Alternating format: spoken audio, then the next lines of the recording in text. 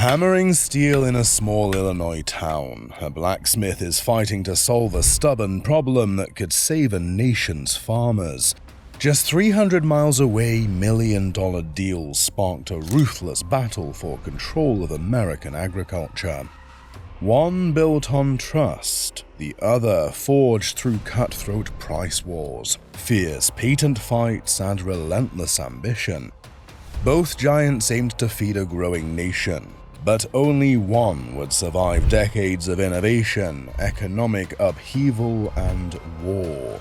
This is the untold story of John Deere and International Harvester, two titans whose rivalry transformed how America farms, feeds, and thrives. Which legacy would endure?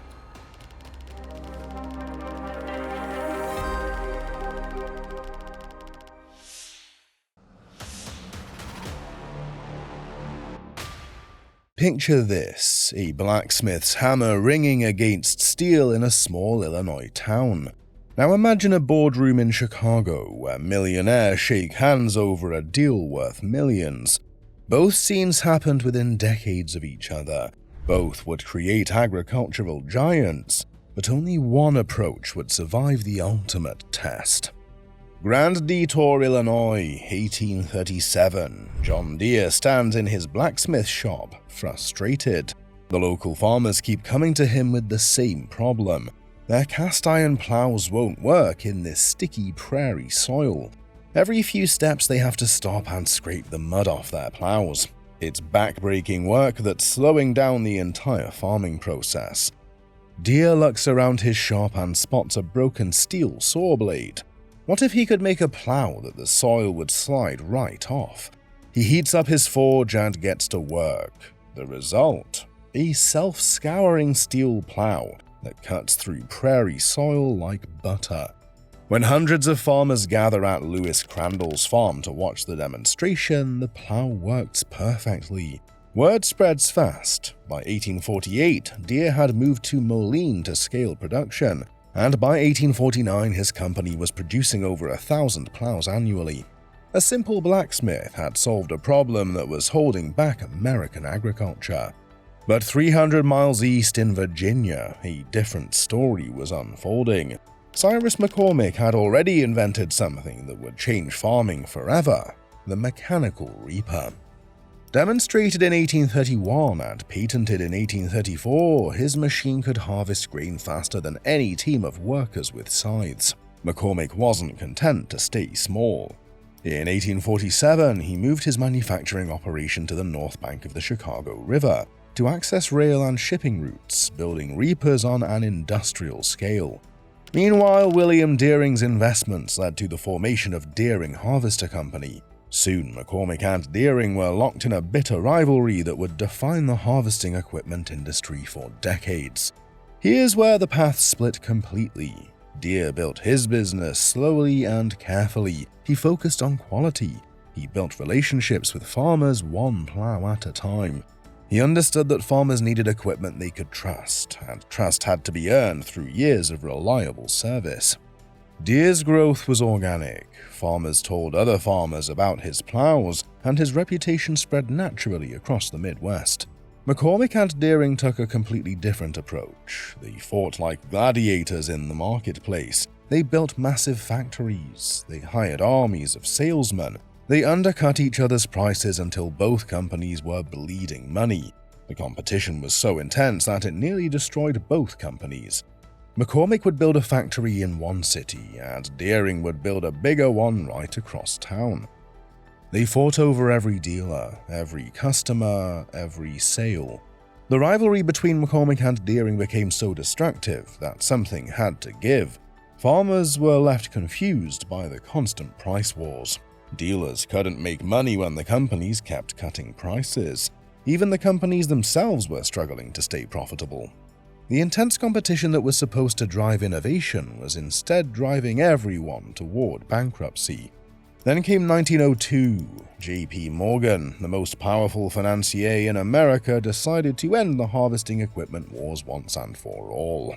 He orchestrated a massive merger that combined McCormick Harvesting Machine Company, Deering Harvester Company, and 3 smaller manufacturers: Milwaukee Harvesting Machine Company, Plano Manufacturing Company, and Warder, Bushnell, and Glessner. The goal was simple: eliminate competition and increase profits through unified management. The new company was called International Harvester, and it instantly controlled 85% of the US market for harvesting equipment. International Harvester was born from boardroom strategy aimed at consolidation, rather than from solving problems in the field. It was the product of corporate negotiations and financial engineering. The company had massive resources, huge factories, and dominant market share from day one. But it also had the complexity that comes with combining 5 different companies, each with their own culture and way of doing business. While International Harvester was busy consolidating the harvesting equipment industry, John Deere was quietly building something different. Deere had grown from a one-man blacksmith shop into an industrial manufacturer, but the company still held to its founder's original principles. Quality came first, customer relationships mattered, innovation should solve real problems, not just create market advantages. The contrast couldn't have been sharper. On one side, you had International Harvester, a corporate giant created through merger and acquisition, backed by Wall Street money, designed to dominate through scale and market control. On the other side, you had John Deere, a company that had grown organically, built on craftsmanship and farmer relationships, still guided by the principles of a blacksmith who just wanted to make a better plow. By 1906, International Harvester was flexing its muscles. The company started demanding exclusivity from its dealers, forcing farmers and dealers to choose sides. You could sell International Harvester equipment, or you could sell competitors' equipment, but not both.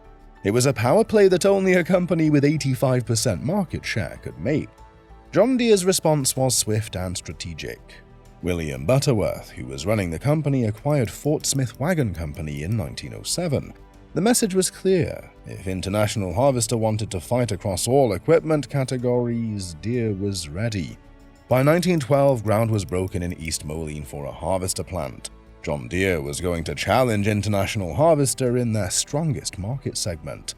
2 companies, 2 completely different origins, 2 different philosophies about how to build a business. The blacksmith's approach versus the boardroom's approach. What happened next would determine which company survived and shape the very way America fed itself and the world.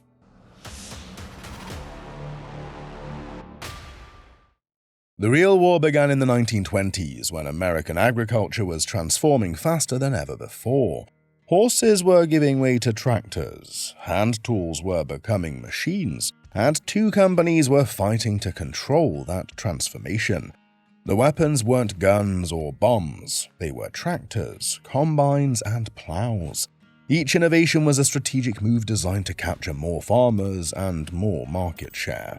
International Harvester entered the fight with massive advantages. They controlled 85% of the harvesting equipment market. They had over 10,000 dealers across the country. They had the financial muscle to outspend any competitor. But John Deere had something else. They had earned trust, one farmer at a time. They understood that farmers didn't just buy equipment, they bought relationships. When a farmer painted his barn red, he was making a statement about which company he trusted with his livelihood. When another farmer chose green, he was saying something different entirely. The first major battle erupted when Henry Ford jumped into the tractor market with the Fordson in 1918. Ford sold 100,000 units in 1920 at deeply cut prices, forcing everyone else to lose money on every sale.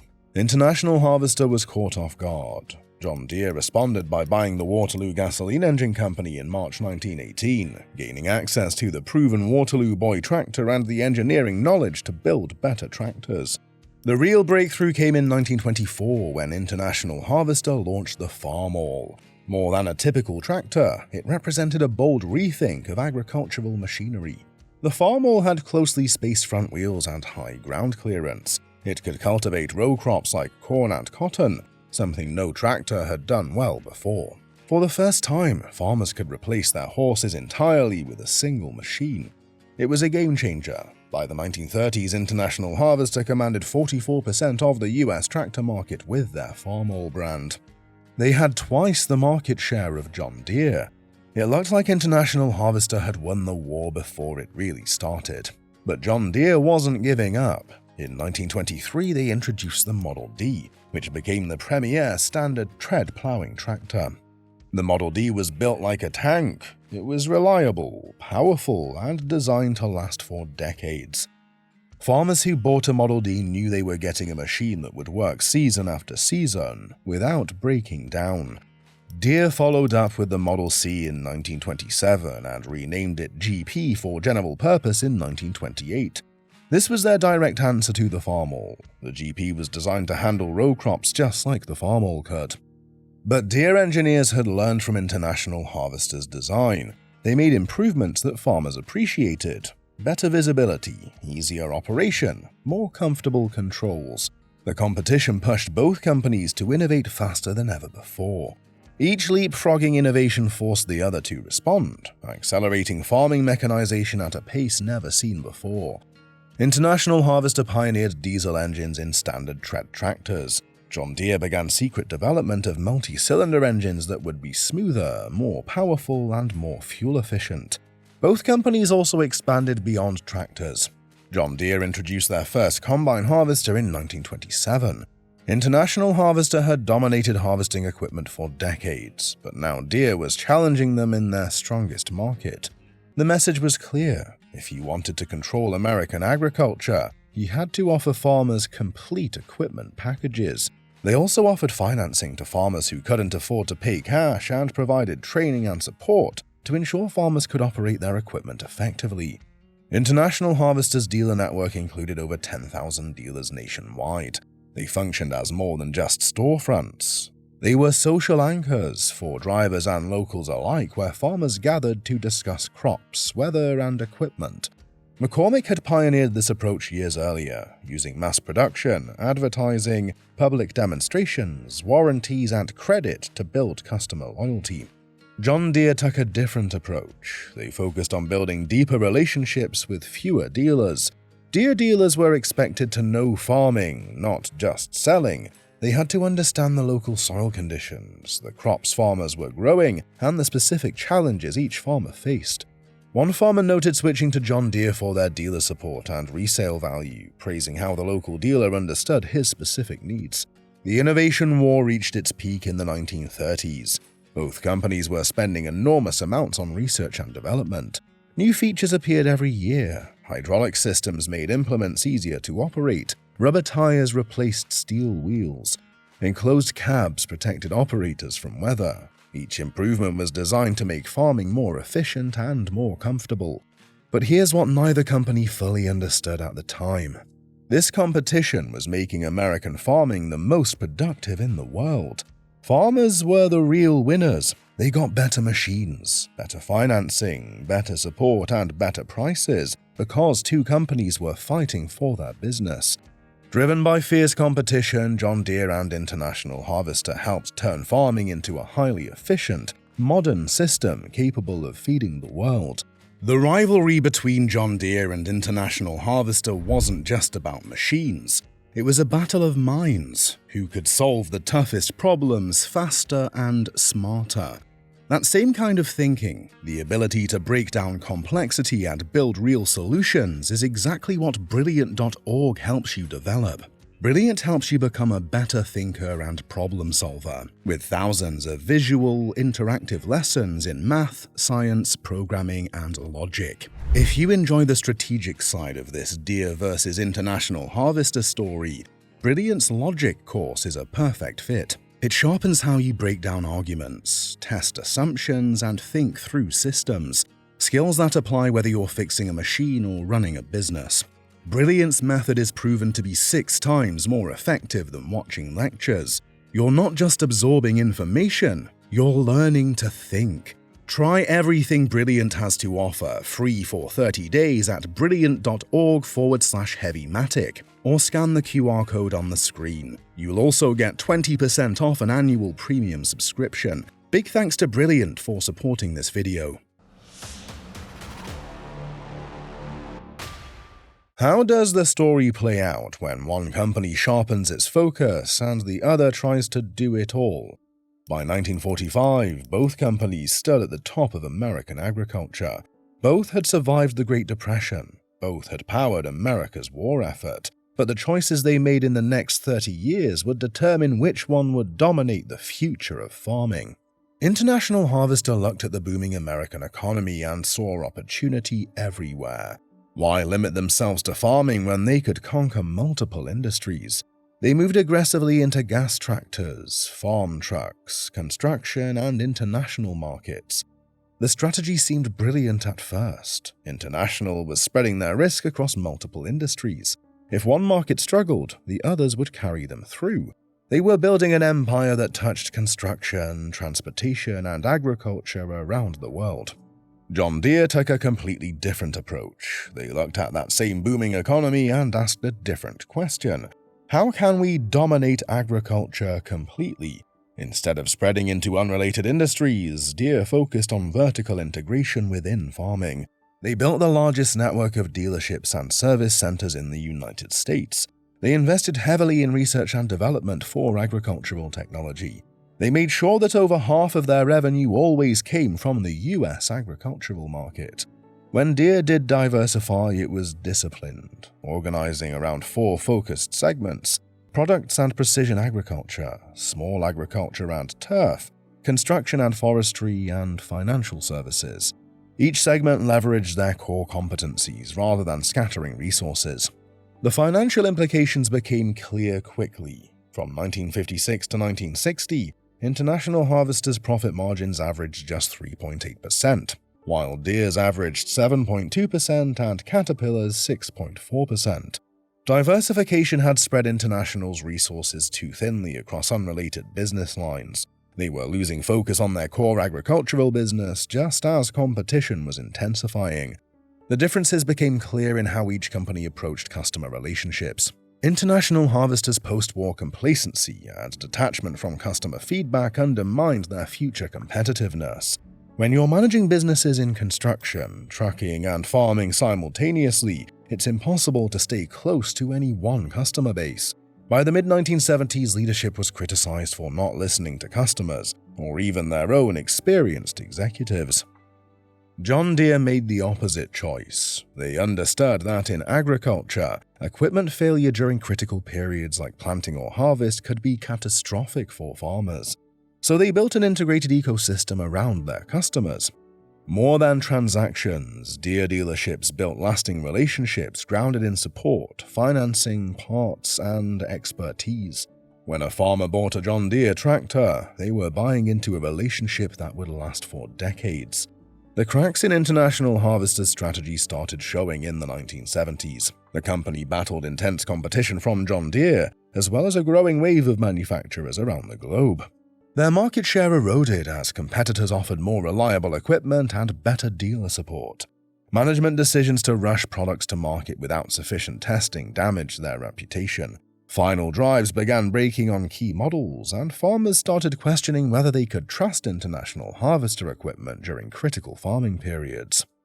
Meanwhile, John Deere was strengthening its position through focused innovation. They maintained a long-term perspective on research and development, consistently investing in technologies that would make farming more efficient. The breakthrough came in 1960 with Deere's new generation launch, which helped them overtake IH's leadership by 1963. While International Harvester was splitting their attention across multiple industries, Deere was becoming the undisputed leader in agricultural technology. In January 1978, Archie McArdle was named CEO of International Harvester. He was determined to improve profit margins and cut costs, but his actions, including a controversial compensation package and focus on short-term gains, alienated workers and contributed to the company's long-term problems. The disconnect between management and operations had become so severe that the company couldn't execute basic business functions effectively. John Deere's focused approach was delivering exactly the opposite results. By concentrating on agriculture and related technologies, they were building competitive advantages that no diversified competitor could match. Their dealer network was stronger because they invested all their support resources in agricultural markets. Their products were more reliable because their engineers focused exclusively on farming applications. Their customer relationships were deeper because their entire organization was aligned around serving farmers. The contrast was stark. International Harvester had built a sprawling empire that touched multiple industries but excelled in none. John Deere had built a focused powerhouse that dominated its chosen market completely. International's diversification strategy, which had seemed so promising in the 1940s and 1950s, was becoming a liability in the competitive 1970s. By the late 1970s, the consequences were becoming clear. International Harvester was struggling with massive losses, fragmented operations, and a reputation for unreliable equipment. John Deere was becoming the world's leading agricultural equipment manufacturer through strategic focus, customer commitment, and financial discipline. The stage was set for a confrontation that would determine which philosophy would survive.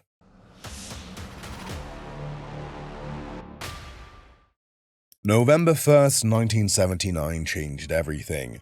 On that day, 35,000 International Harvester workers walked out rather than accept new work rules that Chairman Archie McArdle claimed would save the company $100 million.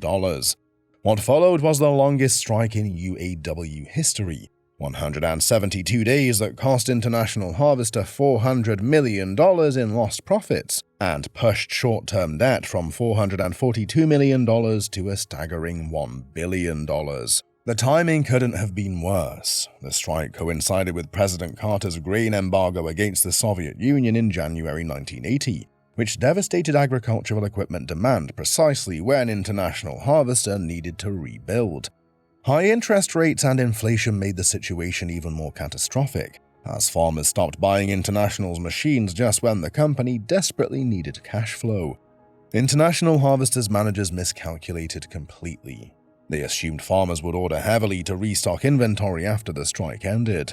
Instead, IH found itself with yards full of unsold inventory and massive amounts of capital tied up, desperately needing operating funds. The former giant that once held 85% of America's harvesting market had been reduced to a fight for survival. While International Harvester was imploding, John Deere demonstrated masterful crisis management built on three strategic pillars, established during the prosperous 1970s. First, Deere senior management insisted that excellent earnings be used to pay down debt rather than expand recklessly. Second, they invested heavily in factory modernization, implementing just-in-time assembly methods and computer-aided design that created lasting cost advantages. Third, and most importantly, they never abandoned their customers and dealers, using their financial strength to provide support when competitors couldn't.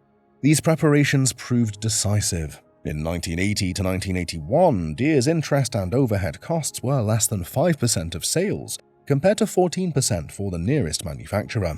Throughout the 1980s farm crisis, Deere used their financial strength to provide excellent incentives for farmers to upgrade equipment and gave dealers inventory and interest incentives that helped them survive until better times returned.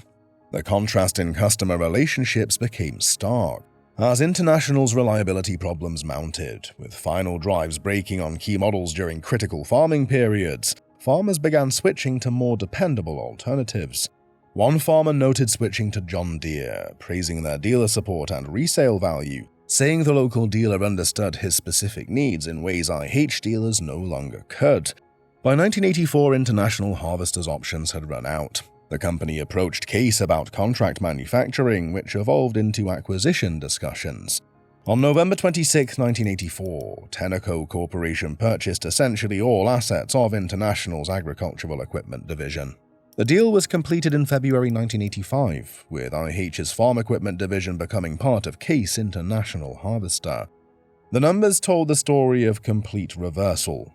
John Deere had increased its market share during the recession from 45 to 55%, cementing its position as the undisputed leader in agricultural equipment. Meanwhile, International Harvester, the company that had once seemed destined to dominate American agriculture forever, had been reduced to a brand name under new ownership. What made this reversal so dramatic wasn't just the scale of International's collapse, but how completely it vindicated two different approaches to business strategy. International Harvester had pursued the empire-building approach that looked brilliant on paper: diversify across industries, leverage scale, dominate through financial muscle. John Deere had chosen the craftsman's approach: focus intensively on your core market, build unbreakable relationships with customers, and never compromise on quality even when times get tough. The strike that lasted 172 days didn't just cost International Harvester $400 million and push their debt to $1 billion. It revealed that a company's true strength isn't measured in market share or financial resources, but in the depth of relationships with the people who matter most: the customers who depend on your products and the employees who build them. Better equipment and sharp management played a role, but the real driver behind John Deere's rise lay in its grasp of one core truth: trust drives farming. When a farmer's livelihood depends on equipment working perfectly during planting and harvest, reliability becomes more important than prices, features, or even innovation. Deere had spent decades building that trust one farmer at a time, when International had taken it for granted.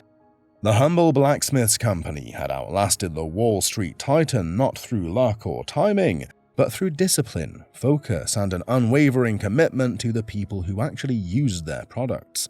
The next chapter made one thing clear: this moment marked the start of a legacy that would stretch across generations. By 1986, the agricultural equipment industry had been permanently reshaped. After the merge, the remaining truck division of International Harvester became Navistar International. The company that once controlled 85% of America's harvesting equipment market had been dismantled and scattered. The reaction among International Harvester dealers was profound loss. One dealer said, "I felt like I lost my family," when he learned about the purchase. Another one commented simply, "The sleeping giant is dead." Despite its corporate collapse, International Harvester's innovations left an enduring mark on agriculture. The McCormick Reaper mechanized harvesting and enabled the massive grain production that fed America's growing population. The Farmall tractor defined row crop farming by combining multiple functions in a single machine. Case IH's axial flow rotary combines, introduced in 1977, still dominate harvest technology today. These inventions transformed agricultural practices worldwide and established principles that still guide modern equipment design.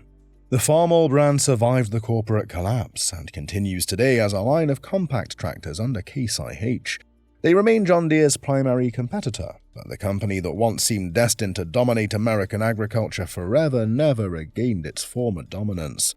John Deere emerged from the crisis as the undisputed global leader. Today, the company commands 53% of the US large tractor market and 60% of combines. Their annual revenue exceeds $50 billion, making them one of the largest industrial companies in America.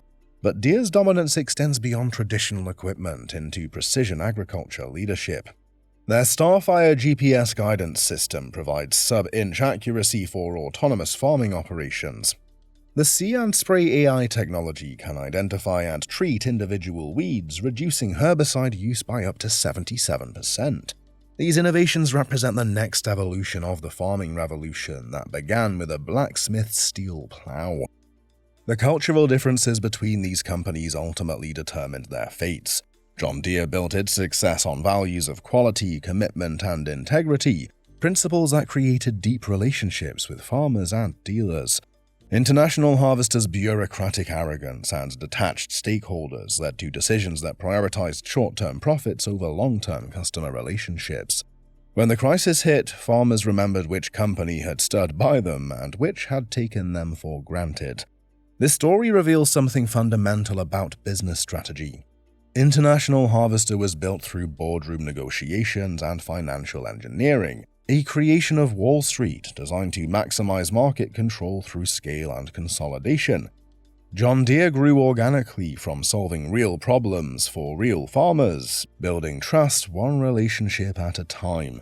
When the ultimate test came, the company rooted in genuine customer relationships survived, while the financial creation collapsed. The legacy of this rivalry continues to shape modern agriculture. Every time a farmer plants a field with GPS precision, harvests crops with computer-controlled combines, or finances equipment through dealer partnerships, they're benefiting from innovations driven by the competition between these two companies.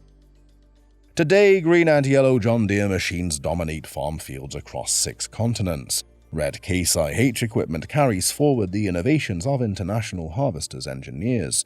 The competition continues, but the fundamental question has been answered.